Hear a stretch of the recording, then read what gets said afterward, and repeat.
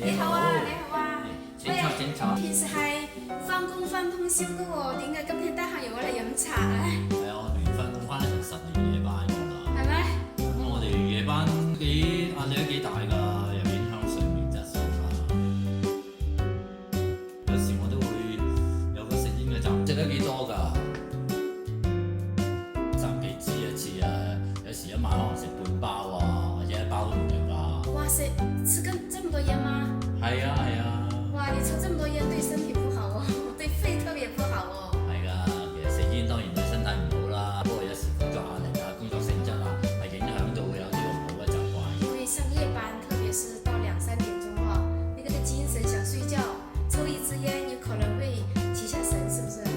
你抽了這麼多年的煙，那為什麼一下想到嚟對養生方面呢，喝茶方面有興趣呢？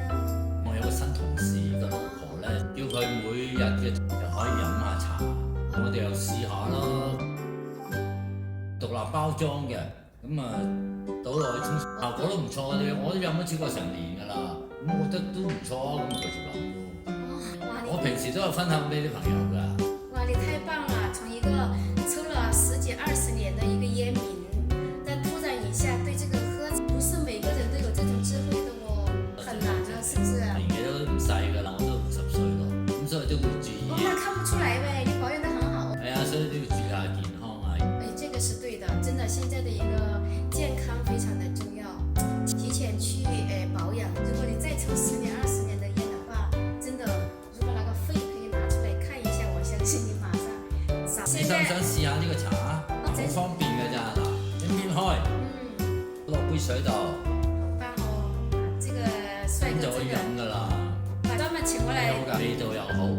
我們現在是3至5點鐘喝深式茶的時間是排我們膀胱經的，這個身體保養很重要啊。係啊。不怪得你比以前呢帥那麼多，年輕了好多哦。多謝多謝多謝。身體健康越來越好，一切都是心想事成。呢個感到咧。